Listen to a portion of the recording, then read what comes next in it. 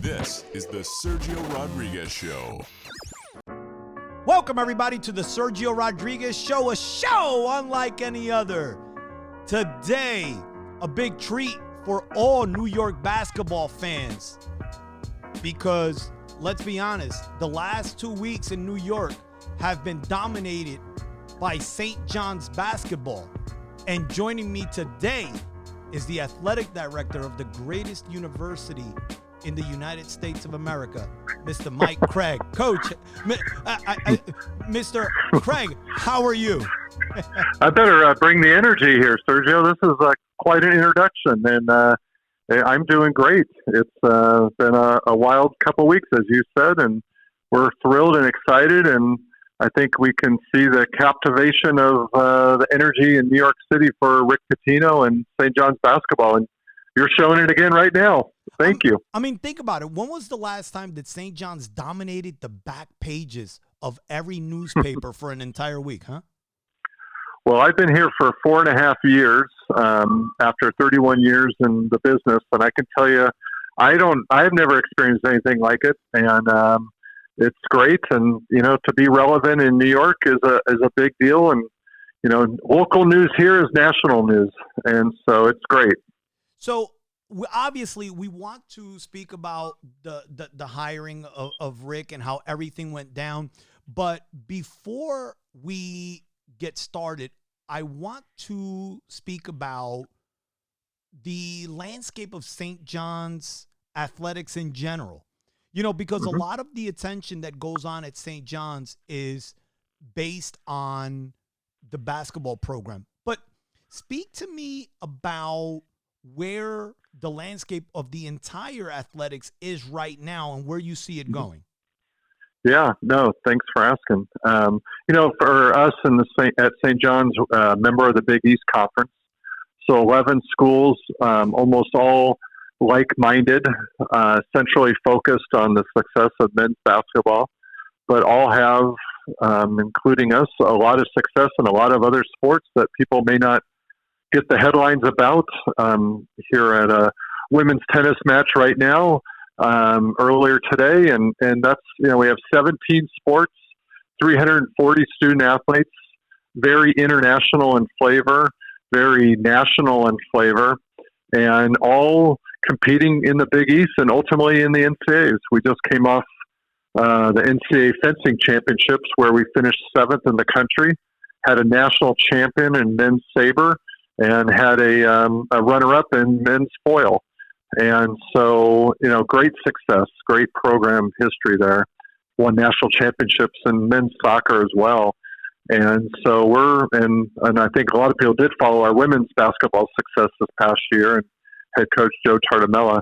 And so the state of it is that, it's trending upwards. We have a great collection of coaches. And then, as you noted, men's basketball, the success of that then can amplify everything, an entire university. My background, I was at Duke University for 31 years prior to coming here and saw the rise of a men's basketball program and what it can do for a university and an athletic department. And that's the vision we have for St. John's. Father Shanley, my boss, our president, has a similar background and vision from his background at Providence College. And, certainly Rick Pitino now on board as our men's basketball coach knows only one thing, and that's winning basketball. And so we're excited to be all teamed up together. When you think about the generation of parents now, my age, I'm a father of 2 boys, high school students. One's a sophomore, one's a senior. By the way, my oldest is going to go play football at Wagner. He would have gone to St. John's, but we got the football program. That's true. Well, congratulations. That's awesome. Thank you. When you think about my generation, we grew up with St. John's being a commuter school, for lack of a better term, right? Right. Yep. How do we look at St. John's now in 2023? How are the coaches on campus going about selling the university's athletics while selling the campus, which is so different now than it was when we were growing up? Right. Well, the biggest thing is that definitely not a commuter school anymore. We have about 3,000 beds in and around the campus at the university housing, and a vibrant life on campus itself. A new health sciences center being built. So about 12,000 undergrads and about 4,000 graduate students. And we have one of the top 75 business schools for undergrads in the country, in the Tobin College of Business. And we have many other fields, homeland security, insurance, that are, among the top of their peers in the country. And so that vibrant life then translates to the success of all of our sports. So when you go to a Friday night and it's a soccer game, men's or women's, there can be up to 1,000 students there, along with fans and parents. And so it's a celebration. It's an event. And that's what I love about St. John's is the people. The people of St. John's love and support each other and love the school. Obviously a Catholic Vincentian education institution, but not only that. It's an international in flavor. You can literally, as you know, see every color of skin, hear every language in our entire world, just like Queens is itself. And so St. John's is a great representation of living in Queens, living in New York City, and having a great life experience during your time here. One of the programs that we didn't mention that's been good for years is the baseball program, the softball program. I've known Coach Guerrero many years since he was at Seton Hall. He's recruited a lot of the kids that played for me in high school. And obviously Dave Mazur is without a doubt the top coach in the country at his sport. But we all know that the program that makes that university tick and the fiber of St. John's has always been basketball. Take me back to 2 weeks ago when Coach Anderson was let go and you guys set eyes on who the next coach would be. Was it Rick Pitino from jump, or were there other candidates that you guys were assessing? Well, you have to always be in all the sports, but now we're talking about men's basketball. As the athletic director, you always have to have that proverbial list in your pocket that you're thinking about, what's the right fit, because you just never know on a day-to-day basis, what's going to happen next, and you have to be ready. And so, of course, we had a list and then thoughts and observations. But, when you put all of the criteria together, and it was very firmly a search being led at the highest level of our university, speaking to the importance of the hire. And Father Shanley, who I mentioned earlier, certainly from the very outset, had Rick Pitino in sight. We all did. And then the process unfolded, behind closed doors. And the most important thing, it wasn't just our belief that he was the best candidate. It's his belief that St. John's was the best place for him. And that's what makes the match. It's never a one-way street. And so building that relationship and hearing the vision that Coach Pitino has for St. John's, and then for him to hear and see the vision that Father Chanley has, that I have, that's what makes the match. And that's what's exciting about it, is that the language is already a mutually shared of what we all feel we can win a national championship.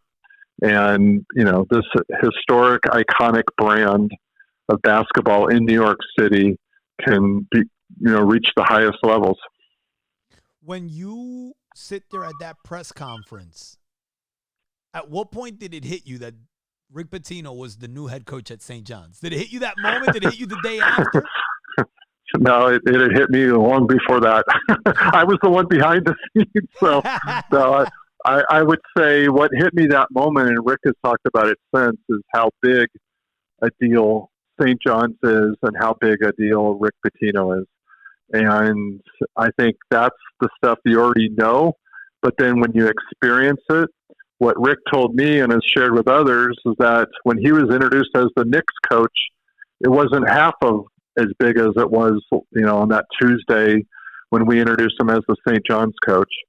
And, of course, some of that's just the times we live in, that everything's amplified. But I think his point was that it got an extraordinary amount of attention, on the ESPN Live.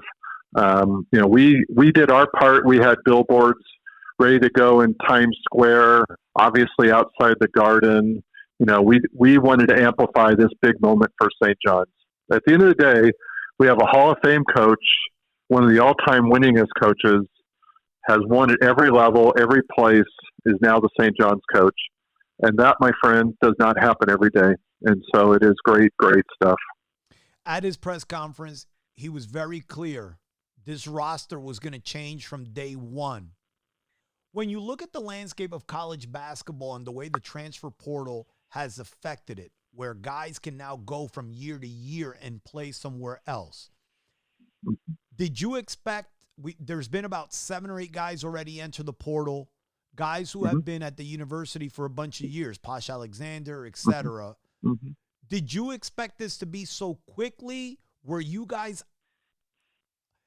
I guess the question is, as an athletic director, are you guys okay with all the shifting that is going to occur when a new head coach takes over like that? Or does it look like it's a black eye on the previous regime? Yeah. Well, so for me, I've been in this business for a long time. And the last 2 years in particular have totally shifted all of college sports at the highest level between name, image, likeness, and the transfer portal. And so it's something that every coach, every player deals with and thinks about virtually every single day. And that comes with positives and it comes with negatives. And so throughout every day, there's always the conversation of, well, this kid may transfer. Oh, this coach may change jobs. What is this kid's NIL? What is this coach's business deal? I'm very bullish and positive for all of the above. I mean, that's what college athletics is now. And so with that comes the challenging side that there's always change. And so whether the change is initiated by a coach or a new coach, or it's initiated by a student athlete and his family, I'm good with that. And so Rick asked that very question of me, are you okay? Just like you just asked me. And my answer was the same. I am okay if that's what you decide is best for the basketball program that you are the head coach of. All I ask is that you and your staff allow each student athlete, every player, to be able to speak and tell them their story to you. And so there's maybe some preconceptions that they should be allowed that opportunity. And I think the staff has done that and done what I've asked. And so I'm not surprised. And again, it's a free market, if you will. So it's not just a coach with new ideas. It's players with new ideas too, which, has afforded that opportunity in the game. It is now with basically a free transfer every year and NIL deals at every year. And so I'm good with it, I guess is the short answer. I'm good with it. Okay. Soriano stayed, which was, I think, a big shot in the arm for what Coach Pitino's going to want to do. The NIL stuff with these players, is that more, does that become now an easier decision because you can probably make more money in a lot of situations? A lot of these kids can make more money staying in college a 4th, 5th year than actually becoming pros. I mean, I saw the kid Baycott at North Carolina made the same decision. And if you're going to be a 2nd round pick in the NBA, you might make more money staying in college, right? Mm-hmm. Right now, that is definitely the potential market for young people. Same with women's basketball in the WNBA. You're seeing some of the top players decide to stay in college. I think that's what's why I'm bullish about the opportunity to monetize student athletes, their name, their image, their likeness. And so that's the free market, that we all live in. And so I am good with that. where it leads, the sustainability. I mean, those are things that we, as leaders in the business, have to keep monitoring, figuring out, making better. But it's the reality, and it's not going to change. And transfer portal is not going to change. And so you have to embrace it. And that's where, a lot of credit to Rick Pitino and others that have been in the business a long time. I'm one of those old guys too. You have to adjust. I mean, I'm saying all these things I can't even imagine saying 10 years ago, and certainly not further along than that. But that's what it is. And again, there's an extreme amount of positiveness to it. I'd say the thing that's hard for the game itself is that, players going in and out, one and done, and one and done doesn't mean pro. One and done means moving on. You just have to, as an administrator and a coach, you have to understand that and focus on it every day. At the end of the day, you're still building a culture and support of our student athletes and a winning culture. And so, just the NIL part is a part of that. I think the one thing that the transfer portal has done is it's given us the greatest NCAA tournament in recent history, because now you're getting teams who are older and good playing against teams who are younger and more talented in certain aspects, right? So a team like Duke, Kentucky, they have the NBA guys, the top 10 McDonald's All-American guys, but they can't compete with 22 and 23-year-old men like they used to. And I think that it's almost made college basketball better. Would you not think that? I think the competitiveness and the overall talent level is definitely improved. I mean, remember, the other thing to throw in the mix is that extra year of COVID. And so every single player that's still in the system has had an extra year of eligibility. And so I think that greatly changed the equation as well. So now once that gets out of the system, I think we'll see it a little bit more normalized, but virtually every graduate, that 4-year career graduate goes into graduate school, they're immediately eligible to transfer as well or go to grad school. And so that has definitely put 23-year-olds, 24-year-olds, to your point, in the game, and for the betterment of the quality of the game. I agree with you. But it's still fascinating. Every school has its story. The 4 Final Four teams all have their stories of how they got to where they are, and they're not all dominated by transfers. They're not all dominated by NIL. And so the parity is definitely comes back to who are the best coaches that can teach talent, build a culture, and then happen to put the ball in the basket more than the other team. But go back to the basics. Yep. 2 more questions before we wrap Sure. this up. Number 1, are we going to play more games at the Garden? I know that Coach Pitino mentioned that, but there's a lot of logistics that go into that, right? The first thing we got to do is St. John's fans got to show up. They have to show up, so it can't just be the same 7,000 people showing up to these games. And look, let's be honest. Sometimes I go to these games and I'm embarrassed that there's more, Syracuse fans at a game or more Connecticut fans than St. John's. So we have to do more as fans so that it makes your job easier scheduling more games there, right? Well, I mean, absolutely. It's a business. And so we were already planning on more games. We had good crowds this past year, definitely improved post-COVID. And now I can tell you that unequivocally, we've already been putting season ticket deposits. People can get their new season tickets. And I would say we're right now, I haven't got today's report, but we're well over 30% increase in our season ticket base from where we ended last year. And that's not insignificant. And so the excitement is very real about Rick Pitino, very real about St. John's basketball. At the end of the day, we have 190,000 alums in the tri-state area. And so reaching their attention and being relevant, we took a big step towards that with hiring Rick Pitino. And so I suspect, and I'm hopeful, and I believe that we're going to have huge crowds at MSG. We're hoping of being somewhere 8, 7, 9, somewhere in that range. We have other venues available in UBS Arena, which we were the first ones in there in the past, and moving out towards Long Island, and then filling up and selling out Carnesecca Arena. So, we have a lot of excitement ahead, and our schedule will come out in the summer, but people can already put their deposits down, and people are putting their deposits down. Last thing for me, Mm-hmm. a lot of the fan base on social media the last couple of days have obviously seen the amount of guys that have left the program, but pretty soon it's going to be the reverse, right? Guys committing, guys that coach is getting.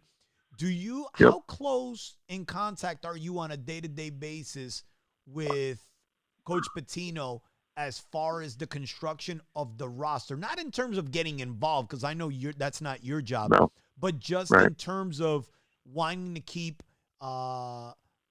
abreast of the situation of where it's going. And can you let us know if we're going to get any commits soon?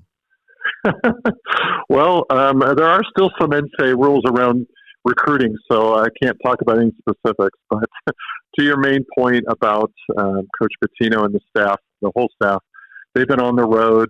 They've got visits in home. They've been observing practices. We have official visits coming on campus.